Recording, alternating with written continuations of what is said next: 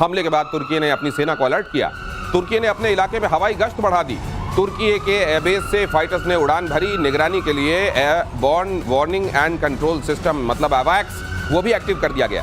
ये हम कल ही प्रतिशोध में आपसे डिस्कस कर रहे थे कि बहुत जल्द आप देखेंगे टर्की तक ये आंच पहुंच सकती है। इजराइल ने इसके संकेत दे दिए हैं और ये बात टर्की भी भांप रहा है कि अब हो सकता है इजराइल उसको भी उसके भी घर में घुसकर उन लोगों को मार दे जिनको वो अपना दुश्मन समझता है। मुझको लगता है अब टर्की बहुत अच्छे से समझ रहा है। ये केवल मुझे लगता है कि केवल अंदेशे में किया जाने वाला काम नहीं है, ये उनको दिखाई दे रहा कभी भी हो जाएगा। दिनेश जी, दो बातें।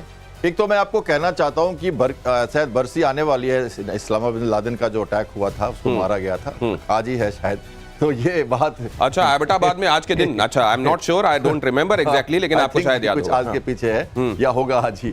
तो वो एक एयर स्पेस वायलेशन था। और आज जब आपने जो टर्की की जो बात कर रहे हैं आप, तो ये सीरिया और इराक और सऊदी अरबिया के ऊपर से होते हुए एयर स्पेस वायलेशन करके दोहा में अटैक हुआ था, जो कि इराक के लिए चिंता का विषय है। क्योंकि ये एयर स्पेस वायलेशन आज के दिन में ये कहते हैं ना कि जो आर्टिकल जो 51 है यूनाइटेड नेशन का, कि अब सेल्फ डिफेंस में आप चेंज कर सकते हो, तो ये चेंज करने वाली बात है। यहां टर्की तक भी जाएगा इजराइल उसी हिसाब से, तब नाटो कुछ नहीं करेगा। तो यहां पे स्क्रैम्बल कर रहे हैं अपने जेट्स को वो, हालांकि वो कर रहे हैं हमारे अवाक्स हवा में है, एयर मॉनिटरिंग कर रहे हैं, एयर सिचुएशन को देख रहे हैं। तो टर्की एक तरह से कह रहा है कि हमारा स्क्रैम्बलिंग ऑफ जेट्स, अवाक्स जो हमारा हवा में है, ये एक तरह से अपनी निगाह बना के रख रहा है, हमारा रूटीन ऑपरेशन है। हालांकि टर्की को डर है कि इजराइल अगर ऐसा कहता है तो करेगा, क्योंकि इजराइल वो चीज है वो जो मारता है। नहीं, लेकिन फिर ये जो सिस्टम अभी तक दुनिया में रहा है, कई चीजों को लेकर बहुत पूरी दुनिया में चीजें बदल रही हैं और इसको लेकर बात भी हो रही है। मसलन अपने हिंदुस्तान में तो बुलडोजर को लेकर अक्सर बात होती है कि क्या ये तरीका सही है। उसी तरीके से बात ये भी होती है दुनिया भर में कि क्या आप किसी मुल्क की सॉवरेनिटी को किनारे रखते हुए आपका जो दुश्मन है उसको उसके घर में घुसकर हिट कर सकते हो क्या? ये करना पड़ता है, कई बार भारत ने भी किया। लेकिन क्या इसको लेकर सॉवरेनिटी फिर प्रत्यार्पण का कोई मतलब नहीं रह जाएगा, फिर किसी दूसरे देश की सार्वभौमिकता का मतलब नहीं रह जाएगा? इसको आप कैसे देखते हैं सर? मैं तो ये देखता हूं कि इसकी आप कहिए कि हाँ हमारे पास सार्वभौमिकता की ये चीज़ है, उसके अंदर में हम पूरे आतंकवाद को अपने यहाँ बैठा लेंगे, ये नहीं चलेगी। ये चाहे कोई भी देश हो। और इसमें कहना कि हमने तो कहा, यदि हम कहते हैं कि आप पाताल का मतलब है कहीं और भी छिपाओ, जाकर के मान लीजिए छिप जाता है अमेरिका में, तो हमारे मारने की नहीं है। अपने दुश्मन को आप बोला जाता है ना, चाहे चौखट के बीच में जाकर के पैर में रख के मारा गया था होलिका दहन के, आपको याद होगा। हाँ, भगवान नरसिंह की बात कर रहे हैं, नरसिंह की बात कर रहा हूं। हिरण्यकश्यप को आप कहीं छिपा लीजिए, ये कहिए कि हम दिन में नहीं मारेंगे, रात में नहीं मारेंगे, वो मारेंगे। और होना ही यही चाहिए, और यही चाणक्य नीति कहती है। भारत की नीति यही होनी चाहिए, और हम क्या दुनिया की नीति। मुझको लगता है कि इसमें मैं आपको जोड़ना चाहता हूं आर्टिकल 51 हॉट परस्यूट, जो ऐसा टर्म है जो लीगल टर्म है, और ये जितने भी आर्टिकल 51 ऑफ व्हाट?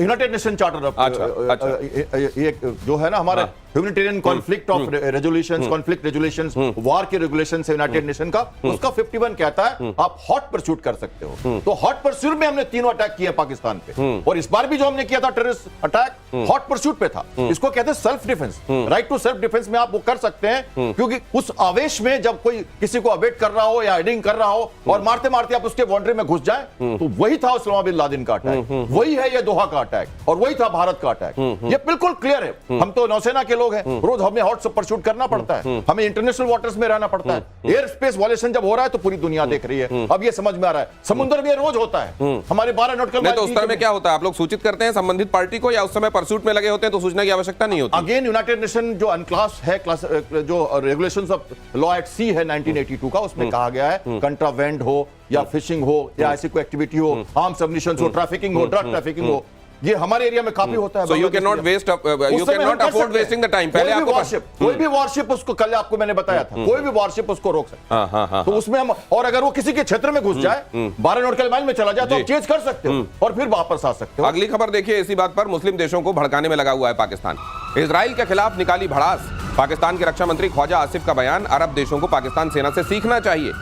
बोले कि इजराइल मुस्लिम दुनिया को निपटाना चाहता है। कतर पर इजरायली अटैक से बौखला गया है पाकिस्तान। ऑपरेशन सिंदूर पर फिर झूठ बोले आसिफ। पाकिस्तान ने 5 गुना बड़े भारत को हराया, हमसे सीखो। एक तो इतनी बुरी पिटाई हुई है, और वहां जाकर कतर वाले मामले में कहा जा रहा है कि पूरी अब ये इसी तरीके से फूट डालो और राज करो। असल में आप जानते हैं कि मुस्लिम कंट्रीज में एक बड़ा धड़ा है जो पाकिस्तान की तरफ देखता भी नहीं। और उसके वो जो उम्मत का हवाला देकर अपने गलत को सही करना चाहता है, वो गलत और सही में तमीज़ करना जानते हैं और पाकिस्तान की चालें समझते हैं। लेकिन इस समय उसको क्या लग रहा है कि कतर में जिस तरीके से हमास के आतंकवादियों को मारा गया है, उसको बहाना बनाते हुए पाकिस्तान मुस्लिम देशों को एकजुट कर सकता है अपने साथ, और इस तरीके से वो टर्की का जो खिलाफत वाला ख्वाब है उसको परवान चढ़ाने में उसका सहायक हो सकता है, और ये भी कि भारत के खिलाफ अपने एजेंडे को आगे बढ़ा सकता है। ये धूर्तता में तो इनका कोई सानी है नहीं सर।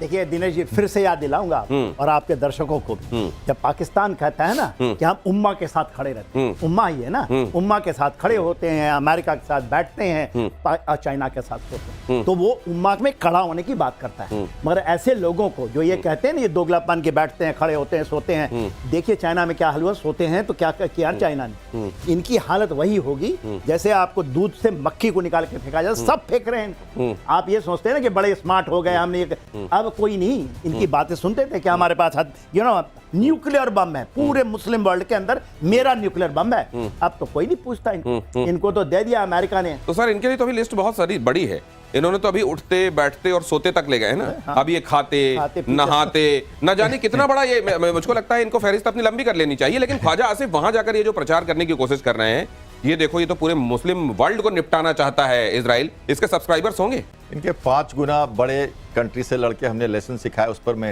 इनको बताना चाहता हूँ। पहले वो जरा इनका क्लियर कर दूं। हाँ। देखो भाई, आप भारत को कहते हो, भारत क्या कहता है आपके बारे में? भारत ये कहता है कि तुम एक छोटी लकीर हो, तुम्हारे लकीर को हम कम करने में इंटरेस्टेड नहीं है, हमारी लकीर हमें बड़ी करनी। ये हमारे प्रधानमंत्री ने 15 अगस्त को कहा था लाल किले से। अब मैं कहता हूं आपको कि जो हमारा संदेश गया है दोहा में, जो हमारा संदेश गया है कतार में, हमने इसकी भर्त्सना की है, इस अटैक की भर्त्सना की। हम एक बहुत बैलेंसिंग रखना चाहते हैं मिडिल ईस्ट से। इजराइल हमारा बहुत अच्छा दोस्त है, लेकिन आतंकवाद के नाम पर भारत का मुद्दा इतना क्लियर है, इतना स्पष्ट है कि विश्व में कहीं भी आतंकवाद हो या कोई ऐसे सोवरेनिटी का अटैक हो बिना कहे सुने, बिना वार्निंग के, तो हम उसका विरोध करते हैं। ये हम कहते हैं, इजराइल हमें समझता है, हमारे कारगिल का दोस्त है, हमारे ऑपरेशन सिंदूर का दोस्त है, हमारी मिलिट्री और उसके साथ संबंध है, स्पाइंग का हमारा इंटेलिजेंस नेट है इजराइल के साथ। लेकिन हमारे लोग रहते हैं कतार में, कितने सारा हमारा रेमिटेंस आता है वहां से, हमारी ऊर्जा का स्रोत है वो, हम लिवरेज करना चाहते हैं। तो भारत बहुत सतर्क है, इससे कोई मतलब नहीं कि शहबाज शरीफ क्या लेकिन अब देखिए, वो ये तो ख्वाजा आसिफ थे, अब शहबाज शरीफ की तरफ आपको ले चलता हूं। इजरायली हमले के बाद दोहा पहुंचे शहबाज, कतर के प्रति शहबाज ने दिखाई एकजुटता, सॉलिडरिटी दिखाते हुए स्टेटमेंट दिया। इजराइल ने 9 सितंबर को दोहा पर अटैक किया था और हमास के दफ्तर पर टारगेट किया, टारगेटेड अटैक था ये, 6 की मौत हुई। पाकिस्तान ने कतर की संप्रभुता का उल्लंघन इसे बताया। ये बताइए, आप जून का 23 जून का आपको याद होगा, ऑपरेशन हैमर हुआ था, अमेरिका ने किया था, कतार पे ही फायर आया था ईरान का, वहां मिसाइल मारी थी, ये नहीं कतर के, और वही अल-उद बेस के पास ही मार दिया था। उस समय अमेरिका ने कहा कि छोड़ दो, कुछ मत करो। आज उस क्यों नहीं गए उस समय? क्योंकि अमेरिका ने किया था। आज दौड़ पड़े क्यों? इजराइल ने किया है। तो ये देखिए, ये और आपके दर्शकों को सभी को हमें ये समझना पड़ेगा, जो ये लोग बोलते हैं ना, आप जो आग लगी है तो उसमें घी डालिए और भड़काइए, आप जलेंगे, कोई नहीं दूसरा जलेगा। ये तो वो ये कहेंगे कि अमेरिकी बेस पे मारा था इसलिए हमने नहीं कहा, यहाँ पे तो उस इमारत में मार दिया जहां हमास के लोग बातचीत के लिए पहुंचे थे, इसलिए हम ये अलग कर रहे हैं। अरे वो उनका वहां जहां मारा है ना, वो एक विला है, जिस विला में, और वो विला में उन्होंने दिया है, कतर ने दिया था हमास को, उसके अंदर में, और 6 मारे गए हैं, 5 तो बोलते हैं हमास के ही। देखिए बात यह है कि ठीक है, जितना जाइए, भागिए, दौड़िए, आप अपने को केवल नमूना बना के ही वापस आएंगे, कुछ नहीं, कोई नहीं पूछता। ये हाथ बड़े ऐसे खड़े रहेंगे, वहां जाकर के भी बोलेंगे जहाँ पना हम आ गए, कुछ देना है तो दे दो। देखिए क्यों मारा खलील को, इसका बहुत क्लियर है।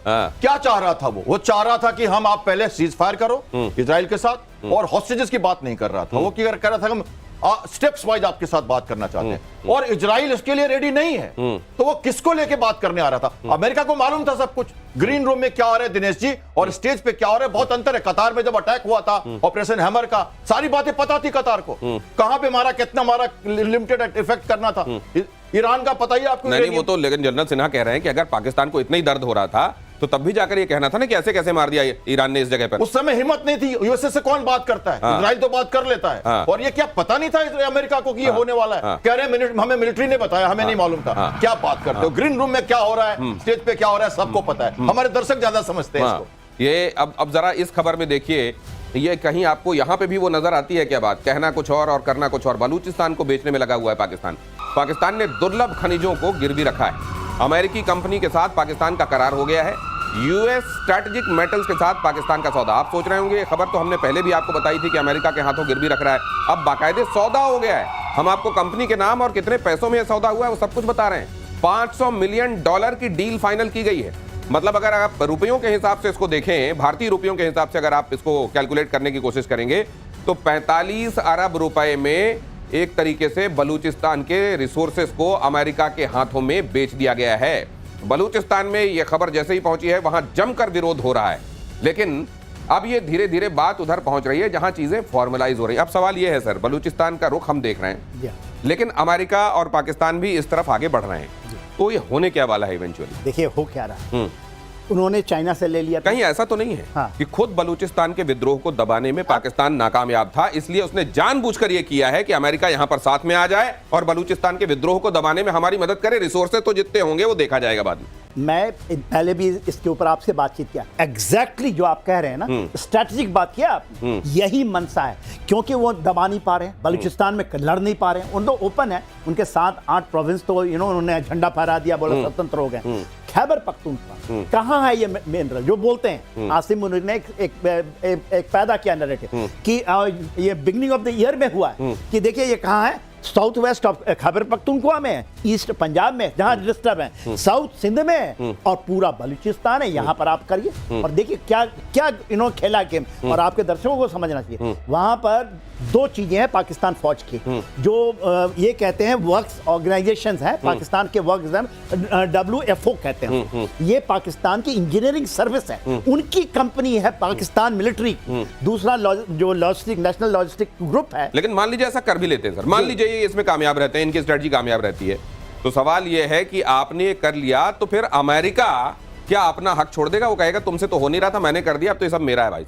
देखिए, वो जब आपको याद हो 10 तारीख को जब अमेरिका की तरफ से फोन आता है और वहां के प्रधानमंत्री राष्ट्रपति को नहीं आता है, सीधा आर्मी चीफ को आता है, तो हमें समझ जाना चाहिए कि वो क्या फोन था और क्या कहा गया था उनको। हम तो नहीं मानते हमने किसी की बात सुनी, हम तो अपने हिसाब से चल रहे थे। उन्होंने माना है, उन्होंने नोबेल पुरस्कार के लिए उनको आगे बढ़ाया है, तो ये क्या था? ये यही था ना कि वो चाहते थे लिवरेज करना, वो कहते थे आगे हम खनिज तुमको देंगे, अमेरिका तो लेगा, दोहन करेगा, उनका पूरी तरह से दोहन करेगा और अब छोड़ेगा नहीं। देखिए जेलेंस्की कितने तेज हैं, अभी कुछ जमीन पे दिया नहीं, $500 बिलियन का करके आ गए। क्या आप खनिज आपको दे दिया? अमेरिका बोला ताली बजाओ, ठीक। यहाँ पे $45 बिलियन आपने बताया, और $45 बिलियन में पूरा पाकिस्तान को बेच दिया। कहते हैं कि जाओ, क्योंकि आपने जो बात पहले कही, हमसे संभल नहीं रहा है, आप आ जाओ। संभल नहीं रहा है, तुम आओ इधर।